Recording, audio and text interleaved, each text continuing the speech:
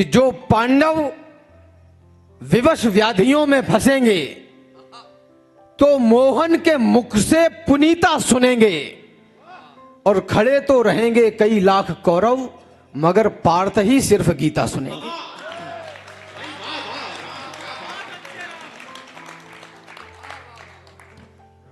राजस्थान मुझे अपने माथे पर बिठाकर इतना सम्मान देता है, लेकिन आज इस कार्यक्रम में बहुत सारी चीजें अच्छी हैं। एक कमी थोड़ी सी मुझे खली कि मेवाड़ में सबकी पगड़ियां किसी की भी नहीं। आज मुझे सदन में सबके माथे सोने दिखाई दे रहे हैं, मुझे एक भी पगड़ी नजर नहीं आ रही। नहीं, वो योगिता के हैं। अच्छा जी, चलिए मैं प्रारंभ कर रहा हूं, सुनिएगा।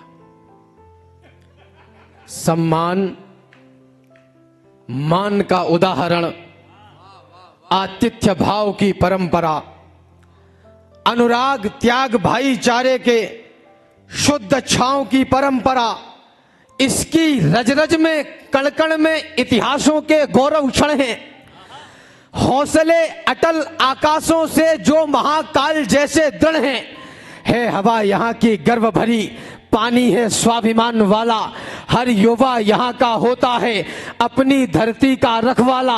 बेटे संघर्ष पहनते हैं, बेटियां पहनती हैं लज्जा, है शाका कहीं कहीं जौहर, है यही यहाँ की परिसज्जा। रणभेरी की ध्वनि सुनते ही दिखता है यही विहान मुझे, दिख जाते हैं चेतक राणा, दिख जाते हैं चौहान मुझे। हर घर में गोरा बादल है, होता जिन पर अभिमान मुझे, और बलिदानों में सबसे ऊपर दिखता है राजस्थान मुझे।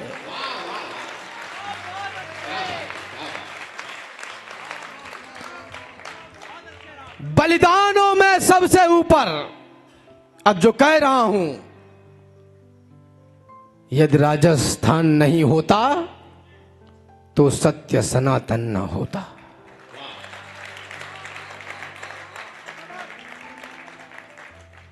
इस देश की पिछले 75 वर्षों में स्वतंत्रता के बाद से पत्रकार लोग बैठे हैं, बुद्धिजीवी लोग बैठे हैं, राजनीति से जुड़े हुए नेतृत्व करने वाले लोग बैठे हैं।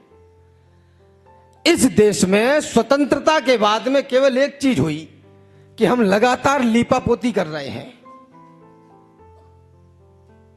मुझसे लीपापोती नहीं होती, मैं अब या तो लीपा लीपा करता हूं या फिर पोती पोती। अब ये ब्लैक एंड व्हाइट नहीं चलेगा, या तो ब्लैक या फिर व्हाइट। ये मेवाड़ है, और इस मेवाड़ का राजा हो सकता है, कोई शहंशाह नहीं हो सकता।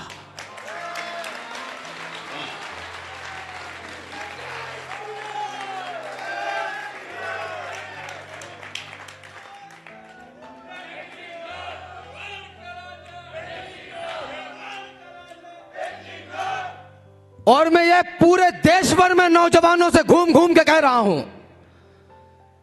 पिछले वर्ष में हल्दी घाटी में था कार्यक्रम में, वहां किसी बाघ का नाम किसी अलग संप्रदाय के उस पर था, और मैं इतना भी लीपापोती क्यों करूं, किसी और आक्रांता के नाम पर था। तो बोले कि हम ज्ञापन देके आए हैं, इसका नाम बदल दिया जाएगा। तो मैंने कहा तुम जिंदा हो और इतने बैठे हो, कल से नाम लेना शुरू कर दो, नाम बदल गया।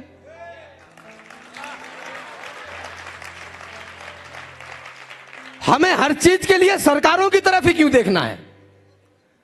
यदि राजस्थान नहीं होता तो सत्य सनातन ना होता, यदि राजस्थान नहीं होता तो धर्म पुरातन ना होता, यदि राजस्थान नहीं होता तो हम हिंदू ना रह पाते, यदि राजस्थान नहीं होता तो राम नाम ना कह पाते, यदि राजस्थान नहीं होता तो गौरव गान नहीं होता, यदि राजस्थान नहीं होता तो हिंदुस्तान नहीं होता।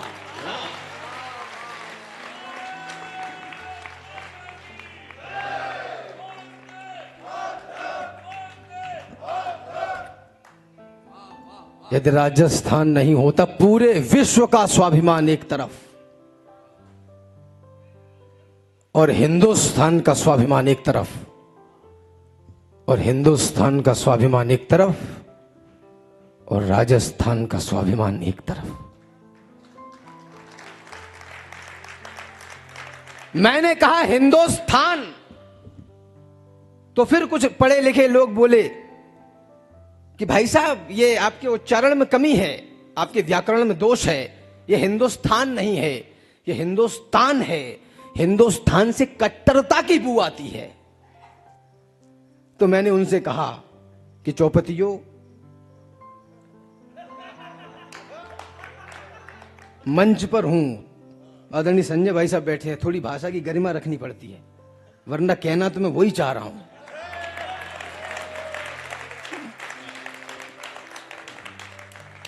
हिंदुस्तान से कट्टरता की बू आती है। मेरा देश पाकिस्तान, अफगानिस्तान, कुतरिस्तान, तुर्किस्तान की तर्ज वाला हिंदुस्तान नहीं है, यह राजस्थान की तर्ज वाला हिंदुस्तान है। भाई बहुत बढ़िया। अरे देख मेरी जान, देख देश का गुमान, देख रण, देख देख ले अरावली की चोटियां, आन देख, मान देख, मूछ और गुमान देख, देख आंख खोल खोल के किले और कोठियां, खोद ले जमीन, छान ले महीन से महीन, 3-30 से लड़े हैं बांध के लंगोटियां, देशभक्ति आंच पे बनाई व पकाई गई, शान से चबाई गई घास वाली रोटियां।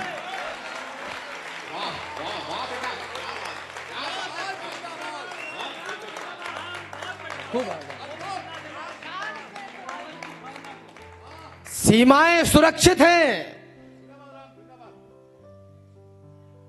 सीमाएं सुरक्षित हैं, वहां हमारे शेर भाई खड़े हैं। राजनीति और देश के प्रशासन में बैठे हुए लोग भी अपना काम कर रहे हैं। माफ करना, आप राजनेताओं को और राजनीति को चाहे कितनी भी गाली दे लो, देश के उन्नति और विकास का रास्ता तो इन्हीं से निकलेगा। गूंगे एक साथ बोले, मनमोहक मधुर छंद चाहिए, पड़े पड़े खाने वाले बोले आनंद कंद चाहिए, और मुर्दा चाणक्यों ने बोला जिंदा घनानंद चाहिए, और बेईमान बस्ती वालों को राजा हरिश्चंद्र चाहिए।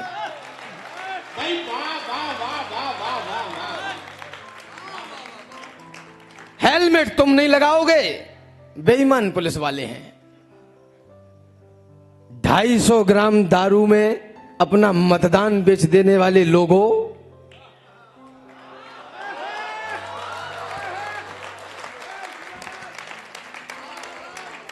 तुमको दुनिया के सारे अधिकार हो सकते हैं, लेकिन राजनीति को गाली देने का अधिकार तुमको नहीं हो सकता। ये आपके अधिकार में नहीं है।